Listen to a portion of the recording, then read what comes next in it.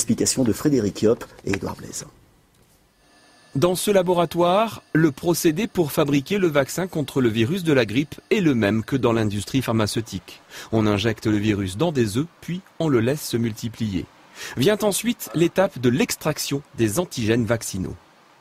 Le principe du vaccin contre la grippe, c'est de produire et de purifier des virus influenza et ensuite de casser les membranes de ces virus pour générer des petits morceaux de membrane hérissés des antigènes vaccinaux du virus influenza. Alors pour casser ces membranes, on utilise des détergents qui vont extraire ces antigènes vaccinaux, mais qui vont en partie les dénaturer. Et ce qui du coup implique une efficacité moindre en termes d'antigénicité. Depuis 2 ans, le laboratoire travaille avec une start-up spécialisée sur ce fameux procédé d'extraction.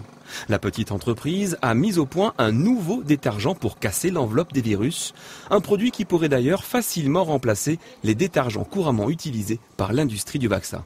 Il n'y a pas de différence sur le process, la seule différence c'est la molécule que nous utilisons. Chez Calixar, nous utilisons cette molécule, une nouvelle molécule, un détergent, qui permet non seulement de fractionner le virus, mais aussi d'obtenir la protéine dans sa forme qu'on appelle native, c'est-à-dire une forme qui n'est pas altérée par l'étape de fragmentation. Du coup, les antigènes viraux obtenus sont bien plus efficaces. Le laboratoire Virpat est en mesure d'évaluer leur qualité et d'expérimenter ce vaccin nouvelle génération sur des modèles animaux. Les résultats obtenus en modèle souris montrent qu'avec 6 fois moins d'antigènes, nous arrivons à protéger aussi bien qu'avec les vaccins commerciaux actuels.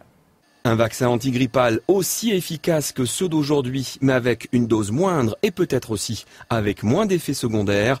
Les espoirs et les enjeux économiques suscités par cette recherche sont énormes. Reste à tester ce nouveau procédé sur l'homme.